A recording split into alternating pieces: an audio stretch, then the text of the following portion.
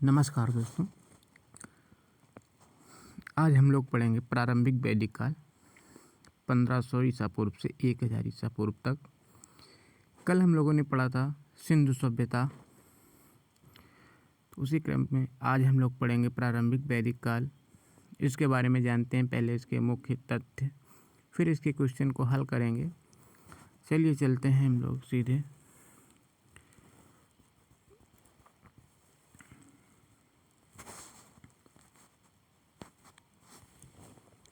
प्रारंभिक वैदिक काल।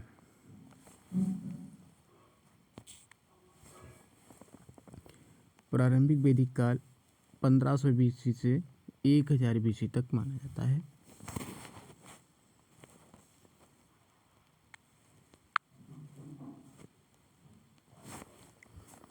पूर्व वैदिक काल 1500 बीसी से 1000 बीसी। इस काल में ज्ञान का मात्र एक स्रोत ऋग्वेद है। ऋग्वेद विश्व का सबसे प्राचीन ग्रंथ है। इस वेद में 1028 सूक्त तथा 10 मंडलों में विभाजित किया गया है। वैदिक साहित्य की रचना संस्कृत में की भाषा में की गई है। वैदिक साहित्य की रचना संस्कृत भाषा में की गई, वेदों के साथ प्रारंभ करते हुए इसकी व्याख्या की गई थी। लिखा नहीं गया था, इन्हें मौखिक विधियों से पढ़ाया जाता था। यानी कि जो वेद थे वो पहले लिखे नहीं जाते थे, मौखिक विधियों से पढ़ाए जाते थे, इसलिए इन्हें श्रुति सुना या स्मृति कहा जाता था। लेकिन बाद में लिपियों के आविष्कार के बाद लेखन में इनका प्रयोग किया जाने लगा। मूल स्थान, पहचान और भौगोलिक क्षेत्र। आर्यों को उनके समान भारतीय भौगोलिक क्षेत्र इनके कौन से हैं? भौगोलिक क्षेत्र आर्य को उनके समान भारतीय यूरोपीय भाषा परिवारों के रूप में जाना जाता था कि यूरेशियन क्षेत्रों में व्यापक रूप से ये प्रसारित थे। मैक्स मुलर का तथ्य है कि वो मध्य एशिया से आए थे, यानी मैदानी भाग में रह चुके थे। इन्होंने फिर बाद में भारतीय उपमहाद्वीप पर आक्रमण किया। भारतीय यूरोपीय भाषा में कुछ निश्चित जानवरों और समान पौधों के नामों को सबूत के रूप में रखा गया है। गांव से संबंधित होने के कारण चरवाहा मुख्य व्यवसाय था, जबकि कार्य द्वितीयक व्यवसाय के रूप में था। कृषि कार्य द्वितीयक व्यवसाय के रूप में था। चरवाहे के जीवन में घोड़ा मुख्य भूमिका निभाता था, जिसे समुद्र के पास पाला जाता था। यानी कि ये जो वैदिक सभ्यता थी ये बिल्कुल ग्रामीण सभ्यता थी। इससे कि पहले जो सिंधु सभ्यता हम लोगों ने पढ़ी है वो नगरीय सभ्यता थी। ये लोग सब ग्रामीण सभ्यता थी, तो इस गाँव से संबंधित ही थे और इनका मुख्य व्यवसाय चरवाहा था, और जो कि कृषि कार्य इनका था वो द्वितीय कार्य था। पद आर्य ऋग्वेद में 36 बार आया है। कितने बार आया है? 36 बार आया है। ऋग्वेद में आर्यों को 36 बार लिखा गया है, जो आर्यों के सांस्कृतिक समुदाय के रूप में दर्शाता है। आर्य 1500 ईसा पूर्व के दौरान भारत आए और पूर्वी अफगानिस्तान, NWFP, पंजाब और पश्चिमी उत्तर प्रदेश के किनारों के पास बस गए। इस पूरे क्षेत्र को 7 नदियों की धरती के नाम से जाना जाता था। आर्यों को उनके स्वदेशी निवासी दस्युओं से संघर्ष हुआ और आर्यों के प्रमुख, जिन्होंने उनसे जबरदस्ती की, उन्हें ये त्रासदस्य कहा जाता था। सप्त सिंधु को ऋग्वेद में प्रदर्शित किया गया है। सिंधु सर्वोत्कृष्ट नदी है, जबकि सरस्वती अथवा नदीत्मा ऋग्वेद की नदियों में सर्वश्रेष्ठ है। ऋग्वेद में सरस्वती को नदीत्मा कहा गया, यानी कि सर्वश्रेष्ठ। नदीत्मा का मतलब होता है सर्वश्रेष्ठ नदी। इनके कुछ ऋग्वैदिक नाम हैं और आधुनिक नाम है। सिंधु का ऋग्वैदिक नाम, आधुनिक नाम है सिंधु। वितस्ता ऋग्वैदिक नाम वितस्ता है, जिसको आजकल हम लोग झेलम के नाम से जानते हैं। दूसरी है अस्किनी, जिसको हम लोग आज चिनाव के नाम से जानते हैं। दूसरी थी परुष्णी, जिसको हम लोग आज के रावी नाम से जानते हैं। विपाशा को बीस के नाम से जाता है। शतुद्री को सतलज के नाम से हम लोग जानते हैं। जनजातीय संघर्ष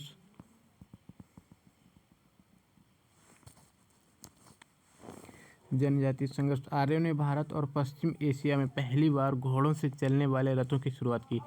सबसे पहले पश्चिमी एशिया में घोड़ों से चलने वाले रथों की शुरुआत किसने की? आर्यों ने की। वे शास्त्रों और बर्मनों से पूर्णतः सुसज्जित रहते थे, शस्त्रों और बर्मनों से, जिससे सभी जगह पर उनकी जीत की सफलता का मार्ग प्रशस्त किया गया।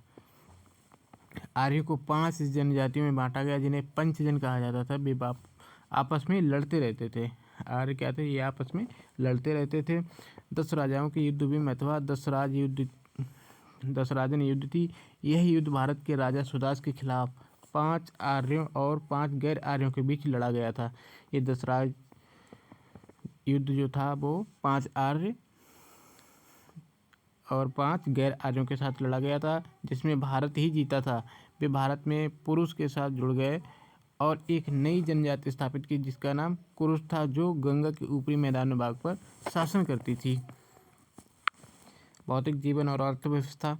उनकी सफलता का श्रेय रथों, घोड़ों और कांसों के बने बेहतर हथियारों का प्रयोग को जाता है। उन्होंने तीली वाले पहिए का आविष्कार भी किया था। तो तीली वाले पहिए का आविष्कार किसने किया? आर्यों ने किया। इनकी सफलता का श्रेय रथ, घोड़े, कांस से बनाने के बेहतर हथियार, इन्होंने मतलब अपने जीवन में आने वाली उपयोगी चीज़ों का उपयोग कर लिया था, खोज कर ली थी।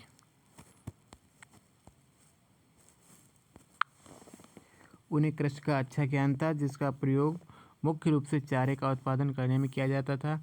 ऋग्वेद में बताया गया है कि यह धार फाड़ लकड़ी का बना होता था। वे गायों के लिए युद्ध करते थे।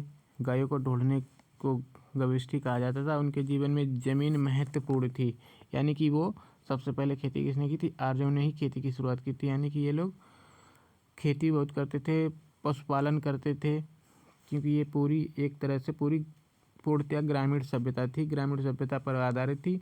आर्य शहरों में कभी नहीं रहे, यानी कि ये सब गांव में ही रहते थे, कबीला में न के रहते थे, शहर में नहीं रहे। जनजातीय राजनीति। अवध की सभाएं सभा, समिति, विधाता और गण होती थी। 2 सबसे महत्वपूर्ण विधानसभाएं सभा और समिति थी। सभा और विधाता में महिलाएं भाग लेती थी। बलि लोगों के द्वारा दिया गया स्वैच्छिक योगदान था। राजा की एक सामान्य स्थायी सेना नहीं रखी गई थी। राजा की सामान्य स्थायी सेना नहीं रखी गई थी। यहाँ पर सरकार की जनजातीय व्यवस्था, जिसमें सैन्य तत्व एक तंत्र समान थे। सैन्य कार्य विभिन्न जनजातियों के द्वारा किया जाता था, जिन्हें व्रत, गढ़, ग्राम, सरदा कहा जाता था। महत्वपूर्ण पद थे। जनजातीय प्रमुख राजन, राजा का वंशानुगत पद था। राजा का चुनाव समिति के द्वारा किया जाता था। पुरोहित क्या थे? पुरोहित महाजातक थे। विश्वामित्र और वशिष्ठ। विश्वामित्र ने गायत्री मंत्र की रचना की थी। सेनानी, ये सेना प्रमुख होता था, जो भाले, कुल्हाड़ी और तलवार का प्रयोग करता था। कर अधिकारी और न्याय प्रशासनिक अधिकारी के बारे में कोई जानकारी प्राप्त नहीं है। प्रजापति वह अधिकारी जिसका बड़े भूभाग में अधिकार होता था। वे कुल पास कहे जाने वाले परिवार के मुखिया का प्रतिनिधित्व करता था और युद्धक समूहों के प्रमुख, जिन्हें ग्रामीण से युद्ध भूमि कहा जाता था, वो प्रतिनिधित्व करता था। जनजाति और परिवार, ये भाईचारा सामाजिक ढांचे का आधार था। प्राथमिक राजभक्ति जन अथवा जनजाति की दी गई थी। ऋग्वेद में लगभग 275 बार शब्द जन का प्रयोग हुआ है। जन का प्रयोग कितनी बार हुआ है ऋग्वेद में? 75 बार हुआ है। जनजातियों के एक अन्य शब्द विष है, जिसका ऋग्वेद में 70 बार प्रयोग हुआ है, का वर्णन किया गया। ग्राम छोटी जनजातीय इकाइयाँ होती थीं। ग्रामों के बीच संघर्ष को समग्राम कहा जाता था। कुल वह पद जो परिवार के लिए प्रयोग किया जाता था, उसका बहुत कम प्रयोग किया गया है। परिवार को ग्रह के द्वारा प्रदर्शित किया गया है। पितृ सत्तात्मक समाज और पुत्र का जन्म युद्ध लड़ने की इच्छा के सूचक थे। महिलाएं विधानसभाओं में शामिल हो सकती थी, त्याग कर सकती थी और भजन भी गा सकती थी। कई पति रखने वाली महिला पुनर्विवाह और लिबरेट पाए गए थे, लेकिन बाल विवाह का प्रचलन नहीं था। यहाँ बाल विवाह प्रचलन नहीं होता था। महिलाएं पुनर्विवाह भी कर सकती हैं। जो विधवा थी वो दूसरे अपने देवर के साथ विवाह कर सकती थी या दूसरे पुरुष के साथ विवाह कर सकती थी। सामाजिक बंटवारा क्या था? वर्ण रंग के लिए प्रयोग किया जाने वाला पद है। दास और दास युक्त से गुलामों और शूद्रों के रूप में व्यवहार किया जाता था। ऋग्वेद में आर्य वर्ण और 10 वर्ण का वर्णन किया जाता था। व्यवसाय के आधार पर 4 वर्गों योद्धा, संत, व्यक्ति और शूद्र में वर्गीकृत किया गया है, लेकिन यह वर्गीकरण ज़्यादा गहन नहीं था। सामाजिक असमानताएं दिखना प्रारंभ हो गई थी, लेकिन समाज अभी तक आदिवासी और बड़े पैमाने पर समतावादी थे। ऋग्वैदिक देवता कौन थे? प्रकृति की पूजा की जाती थी। विभिन्न देवताओं की विशेषताएं इंदिरा, पुरंदर, ये 250वें स्रोत में मिला है। अग्नि, ये अग्नि देवता, इसका स्रोत 200। वरुण, ये प्राकृतिक क्रम को बनाए रखता था। सोम, ये पौधों के देवता थे। मारुत, ये तूफानों की प्रतिकृत करना। आदित्य और उषा देवियाँ, ये सुबह की पहली किरण की मौजूदगी को प्रदर्शित करती थी। पूजा करने का प्रमुख तरीका प्रार्थना और त्याग था, लेकिन पूजा परंपराओं और बलि के प्रावधान में शामिल नहीं की गई थी। उसकी पूजा उनके भौतिक जीवन की इच्छाओं को पूरा करने और भलाई हेतु थी। तो अभी हमने देखा है अपने ऋग्वैदिक काल के जो फैक्ट हैं वो देखे हैं, मुख्य तथ्य देखे हैं। अब देखते हैं ऋग्वैदिक काल से संबंधित प्रश्न। चलिए चलते हैं हम लोग प्रश्नों की तरफ। हमारा पहला प्रश्न है, उपनिषद क्या है? उपनिषद ऑप्शन है महान महाकाव्य, कहानी की पुस्तकें, हिंदू दर्शन का स्रोत, कानून की किताबें। तुम्हारा सही आंसर है उपनिषद है हिंदू दर्शन का स्रोत। दूसरा क्वेश्चन है हमारा,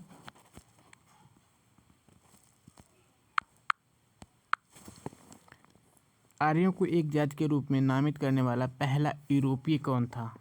ऑप्शन है हमारा पहला है William Jones, H.H. Wilson, Max Muller और जनरल कनिंघम। तो हमारा सही आंसर है मैक्स मूलर। अगला क्वेश्चन है हमारा, ऋग्वेद में किस नदी का उल्लेख नहीं है? तो ऋग्वेद में सिंधु नदी का भी उल्लेख है, सरस्वती का भी, यमुना का भी है। तो ऋग्वेद में पेरियार का उल्लेख नहीं है। अगला क्वेश्चन है हमारा, ऋग्वैदिक भगवान वरुण थे। ऋग्वैदिक भगवान वरुण क्या थे? ये शांति का हरविंगर, शत्रुओं का नाश करने वाला, ब्राह्मणीय व्यवस्था के संरक्षक, समृद्धि के देवता। तो ये ब्रह्मांडीय व्यवस्था के संरक्षक थे वरुण। अगला क्वेश्चन है हमारा, प्राचीन काल के महान कानून दाता कौन थे? ऑप्शन है मनु, वात्स्यायन, अशोक, आर्यभट्ट। तो ये मनु थे, वो कानून के देवता थे। अगला क्वेश्चन है हमारा, पांडवों में सबसे बड़ा भाई कौन था? युधिष्ठिर, भीम, सहदेव, नकुल। तो सबसे बड़ा पांडवों में सबसे बड़ा भाई कौन था? वो था युधिष्ठिर। अगला क्वेश्चन है हमारा, भारत पर आक्रमण करने वाले पहले व्यक्ति कौन थे? तो भारत पर ऑप्शन है हमारा आर्य, यूनानी, फारसी, अरबी।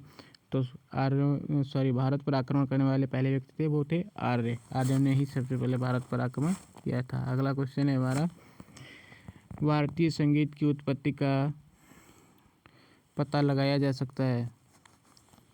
तो भारतीय संगीत की उत्पत्ति का पता लगाया जाता है। ऑप्शन है ऋग्वेद संहिता, यजुर्वेद संहिता, सामवेद संहिता और अथर्ववेद संहिता। तो ऑप्शन सही हमारा है सामवेद संहिता से भारतीय संगीत की, यानी कि गाया जाने वाला वेद, संगीत का वेद वो कौन था? वो सामवेद था। इससे ही पता लगाया जाता है भारत की संगीत की उत्पत्ति का। अगला क्वेश्चन है, गार्गी मैत्रेय और कपिला का घर था? ऑप्शन है विदिशा, उज्जैन, पाटलिपुत्र, मिथिला। तो सही ऑप्शन है मिथिला। गार्गी मैत्रेय और कपिला का घर मिथिला था। अगला क्वेश्चन देखते हैं, पतंजलि किसके संकलन के लिए प्रसिद्ध है? ऑप्शन है हमारा योग सूत्र, पंचतंत्र सूत्र, आयुर्वेद। तो सही ऑप्शन है हमारा योग सूत्र के लिए प्रसिद्ध है। अगला क्वेश्चन हमारा, निम्नलिखित 4 वेदों में से किसमें जादुई वर्णों का उल्लेख है? ऑप्शन है हमारा ऋग्वेद, सामवेद, यजुर्वेद, अथर्ववेद। तो हमारा सही ऑप्शन है अथर्ववेद। ये जादू टोनों का वेद कहा जाता है। अगला क्वेश्चन है, पुरुष मेधा यानी पुरुष बलिदान का उल्लेख है, ये किसमें उल्लेख किया गया है? ऑप्शन है कृष्णा यजुर्वेद, शुक्ला यजुर्वेद, शतपथ ब्राह्मण और पंचविंश ब्राह्मण। तो सही ऑप्शन है शतपथ ब्राह्मण में इसका उल्लेख किया गया है। पुरुष मेधा यानी पुरुष बलिदान का उल्लेख है। अगला क्वेश्चन देखते हैं। गोत्र शब्द पहली बार में होता है। ऑप्शन है ऋग्वेद, सामवेद, यजुर्वेद, अथर्ववेद। तो ये ऋग्वेद में गोत्र शब्द का पहली बार प्रयोग किया गया है, पता चलता है। अगला क्वेश्चन है हमारा, निजी परिधान और अधिवसा थे। ऑप्शन है आर्यों के विभिन्न प्रकार के वस्त्र, आर्य राजाओं के सरकारी अधिकारी, प्राचीन राजाओं के आदिवासी, प्राचीन भारतीयों के वाद्य यंत्र। तो हमारा सही ऑप्शन है आर्यों के विविध प्रकार के वस्त्र थे, निजी परिधान और अधिवसा। अगला क्वेश्चन है हमारा, निम्नलिखित में से कौन सा शिल्प कौशल आर्यों द्वारा अभ्यास नहीं किया गया था। ऑप्शन है मिट्टी के बर्तनों, आभूषण का बड़ेगिरी और लोहार। तो सही ऑप्शन है हमारा लोहार। ये आर्यों के द्वारा कौशल कार्य का अभ्यास नहीं किया गया था। अगला क्वेश्चन है, वेद शब्द का अर्थ है। ऑप्शन है ज्ञान, बुद्धिमत्ता, कौशल, शक्ति। तो वेद का अर्थ होता है ज्ञान। ऑप्शन हमारा ए सही है। देखते हैं अगला क्वेश्चन, अष्टाध्यायी किसके द्वारा लिखी गई थी। ऑप्शन है हमारा वेद व्यास, पाणिनि, शुक्रदेव, वाल्मीकि। तो हमारा सही ऑप्शन है पाणिनि के द्वारा लिखी गई थी अष्टाध्यायी। अगला क्वेश्चन है, आयुर्वेद के चिकित्सकों द्वारा चिकित्सा के देवता के रूप में किसे जाना जाता है। तो ऑप्शन है सुश्रुत, च्यवन, धन्वंतरी, चरक। सही ऑप्शन है हमारा चरक। चरक को चिकित्सा के देवता के नाम से जाना जाता था। चिकित्सा के देवता थे धन्वंतरी। धन्वंतरी को चिकित्सा के देवता के रूप में जानते थे, धन्वंतरी थे। अगला क्वेश्चन देखते हैं। क्वेश्चन है, वैदिक आर्यन का प्रधान भोजन था। ऑप्शन है जौ और चावल, दूध और उसके उत्पाद, चावल और दाने, सब्जियां और फल। तो हमारा सही ऑप्शन है दूध और उसके उत्पाद, ये इनका वैदिक प्रधान भोजन था। अगला क्वेश्चन है, मूल रूप से श्रीमद् भगवद गीता किस भाषा में लिखी गई थी। तो ऑप्शन है संस्कृत, अपभ्रंश, प्राकृत, पाली। तो सही ऑप्शन है ये संस्कृत भाषा में लिखी गई थी। अगला क्वेश्चन है, माना जाता है कि महाभारत की लड़ाई कुरुक्षेत्र में हुई थी। कुरुक्षेत्र में महाभारत की लड़ाई कितने दिन हुई थी। ऑप्शन है हमारा 14 दिन, 16 दिन, 18 दिन और 20 दिन। तो सही ऑप्शन है हमारा 18 दिन। महाभारत की लड़ाई कुरुक्षेत्र में कितने दिन हुई थी, 18 दिन हुई थी। अगला क्वेश्चन है हमारा, उपनिषद शब्द का शाब्दिक अर्थ क्या होता है। ऑप्शन है ज्ञान, बुद्धिमत्ता, पास बैठे, सस्वर बैठे। तो हमारा सही ऑप्शन है पास बैठना, ये उपनिषद का शाब्दिक अर्थ होता है। अगला क्वेश्चन देखते हैं, निम्नलिखित विकल्पों में से प्राचीन भारत की औषधि तिकड़ी को पहचाने। चरक, सुश्रुत और भरत। ऑप्शन 1 और ऑप्शन बी दूसरा है। ऑप्शन दूसरा चरक, सुश्रुत और पतंजलि, चरक, सुश्रुत और बाणभट्ट, चरक, वात्स्यायन और बाणभट्ट। तो हमारा सही ऑप्शन है बी, चरक, सुश्रुत और पतंजलि, ये आयुर्वेद के जनक हैं, इनका सही क्रम है। अगला क्वेश्चन है, एक विषम खोजें। सामवेद, यजुर्वेद, विष्णु पुराण और ऋग्वेद। तो इसका विषम है सी, यानी कि ये 4 वेद हैं, सामवेद, यजुर्वेद, ऋग्वेद, ये विष्णु पुराण, ये अलग है। अगला क्वेश्चन देखते हैं, निम्नलिखित में से किसने संस्कृत व्याकरण लिखा है। तो ऑप्शन है कालिदास, चरक, पाणिनि, आर्यभट्ट। तो हमारा सही ऑप्शन है पाणिनि ने संस्कृत व्याकरण लिखा है। अगला क्वेश्चन हमारा, वेद जो कर्मकांड से संबंधित हैं के रूप में जाने जाते हैं। तो वेद जो कर्मकांड से संबंधित हैं वो किसके रूप में जाने जाते हैं। ऑप्शन है ऋग्वेद, यजुर्वेद, सामवेद, अथर्ववेद। तो सही ऑप्शन है यजुर्वेद, ये कर्मकांड का वेद के नाम से जाना जाता है। अगला क्वेश्चन है, प्रारंभिक वैदिक आर्यों का धर्म मुख्य रूप से क्या था। ऑप्शन है हमारा भक्ति, छवि पूजा और यज्ञ, प्रकृति और यज्ञों की पूजा, प्रकृति और भक्ति की पूजा। तो हमारा सही ऑप्शन है प्रकृति और यज्ञों की पूजा, ये था। हमारा लास्ट क्वेश्चन है, भारत और सेट प्रतीक में सत्यमेव जयते शब्द निम्नलिखित में से किस एक से अपनाया गया है। तो हमारा ऑप्शन है मुंडको उपनिषद, ब्रह्म उपनिषद, मृदुल उपनिषद, मैत्रेयी उपनिषद। तो हमारा सही ऑप्शन है मुंडको उपनिषद से सत्यमेव जयते को लिया गया है। तो ये थे आज हमारे ऋग्वैदिक काल के कुछ मुख्य तथ्य और उसके क्वेश्चन। अब आगे देखते हैं अगली कड़ी में उत्तर वैदिक काल और उसके प्रमुख प्रश्न देखेंगे। तो चलिए चलते हैं, आज का यहीं पे सेशन समाप्त होता है। अगर आपको हमारा वीडियो अच्छा लगे तो हमारे चैनल को सब्सक्राइब करें, शेयर करें, लाइक करें, कमेंट करें। मिलते हैं अगले वीडियो में। धन्यवाद।